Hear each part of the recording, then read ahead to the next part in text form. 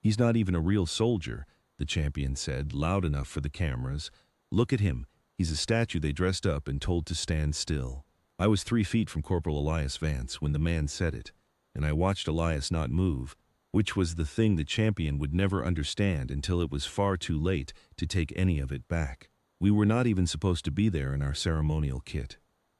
The charity exhibition for the Veterans Fund had asked the household for 2 guardsmen to stand at the doors for the photographs, dignity for the cameras, a bit of pageantry to loosen the wallets of the people who'd paid for the tables. Elias and I drew the duty. We stood our posts at the entrance to the exhibition hall in red wool and bearskin, while inside, in a roped-off ring under the lights, a famous cage fighter put on a sparring show for the donors. His name does not matter. He was the kind of man whose name was on posters. 3 title defenses, a record that ran in a crawl under his interviews, a way of moving through a room as though the floor had been laid specifically for him.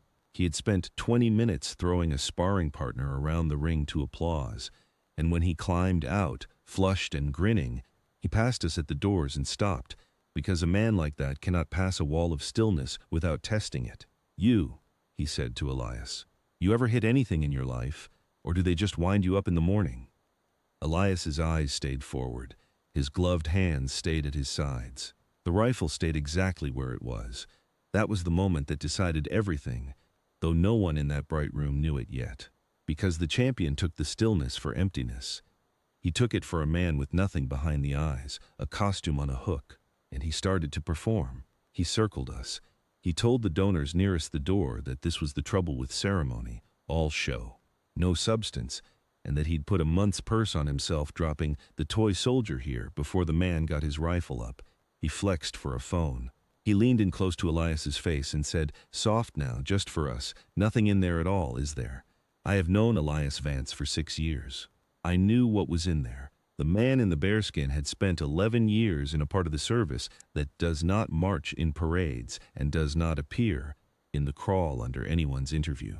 He had come to the household after, the way some men come to a quiet post after a loud life, because he had earned the right to stand still, and he found that he liked it. He taught close quarter work to younger men 2 mornings a week at the regimental gym, and I had seen what that looked like, and it did not look like anything the champion had ever met in a sanctioned ring. Elias said nothing. He was on duty. A guardsman on his post does not brawl with a guest, however much the guest deserves it. That restraint is the whole point of him, and Elias would no more break it for pride than he'd hand his rifle to a stranger.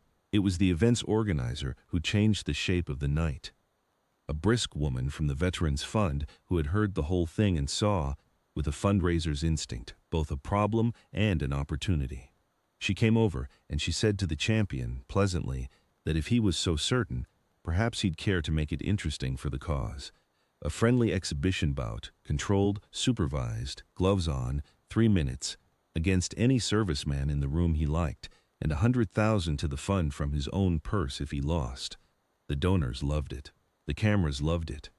The champion, who could not now decline without becoming the thing he'd accused Elias of being, loved it least of all, but loved his own reputation more. And he said yes, and he pointed at the bearskin, and he said, "Him. Wind him up." Elias looked at our sergeant, who had come in from the corridor. Rules are rules. A guardsman does not leave his post or his discipline on a dare. The sergeant made one call to the duty officer, explained the charity frame and the supervision, and came back with a single nod. Off post, off duty, properly sanctioned for the fund. Only then did Elias hand me his rifle and unbutton the tunic and fold it over my arm with the same care he gave everything, and step out of 200 years of ceremony and into a roped ring in his shirt sleeves. The champion played to the crowd. Elias stood with his hands loose and his weight easy and that same forward stillness in his eyes, and I realized the stillness had not been a costume at all. It was simply what he looked like, with nothing to prove. It lasted about 40 seconds. I will not pretend it was a brawl, because it wasn't, and that was the point.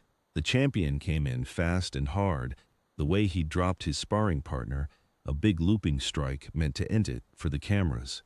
Elias was not where the strike went. He had moved the precise distance required and not 1 inch more. The economy of a man who has done a thing 10,000 times and stopped finding It exciting. The champion swung again, and again Elias simply was not there, and the donors went quiet. Because even people who know nothing about fighting can see when one man is chasing and the other is waiting. When Elias finally moved toward him instead of away, it was almost gentle. He took the champion's wrist, turned his weight against him the way water turns a heavy door, and put him down on the canvas, not thrown, not struck, just lowered, controlled. The man's own force used to set him down on his back with Elias's gloved hand flat and unhurried against his shoulder. Pinned. Held. Not a mark on him. 3 of the champion's own seconds started forward and then stopped because there was nothing to rescue him from. He was simply, completely, and without violence, beaten. The hall had gone entirely silent. Not the silence of a knockout. There was no blood, no drama, nothing for the cameras to slow down and replay. It was the other kind, the kind that falls when a room of people who thought they knew what strength looked like are shown all at once that they did not. A donor near me, a man who had been laughing at the champion's jokes 10 minutes earlier, set down his glass without seeming to notice he had done it. Somewhere a phone kept filming, because of course it did, but even the hand holding it had gone still. Elias let him up at once. He stepped back, hands loose again, and waited to see if the man wanted to continue, which was its own kind of mercy and its own kind of message. The champion did not want to continue.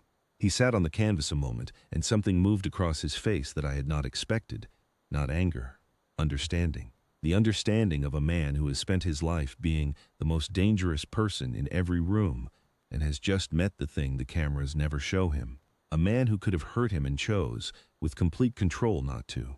He got up. He crossed the ring, and to his credit, there was some in him after all. He put out his glove, and Elias touched it once. "Where'd you learn that?" the champion asked. "Quiet, the performance gone out of him. Long time ago," Elias said. "Somewhere they don't give out posters." That was all. He never named the unit. He never does.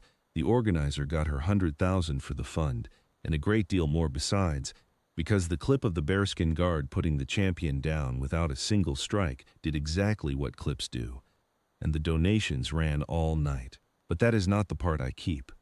The part I keep is afterward, when Elias buttoned his tunic again and took back his rifle and returned to his post, at the doors as though none of it had happened. Same stillness, same forward eyes, the costume back on the man who had never needed it to be dangerous. The champion left early. On his way out, he stopped at the doors one more time, and this time he did not perform.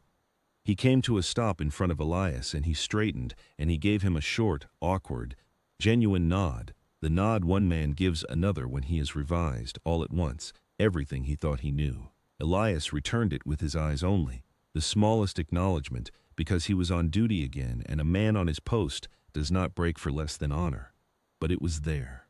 I have thought, since, about why it landed the way it did, why a roomful of wealthy people who had come to watch a famous man be impressive went home talking, instead about the silent one at the door.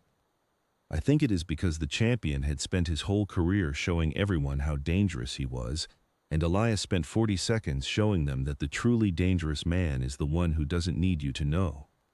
The statue, the champion, had called him, a thing dressed up and told to stand still. He was right that Elias stood still. He had the rest of it exactly backward. The standing still was never the absence of the soldier. It was the discipline of one who had already been everything the champion was pretending to be, and had chosen the quiet of the post over the noise of the ring, and could step back into the noise for 40 seconds, when honor and a good cause asked it of him, and then set it down again without a backward glance. That is the man behind the bearskin. The champion learned it the hard way. In front of the cameras he'd brought himself. Most people only get to wonder.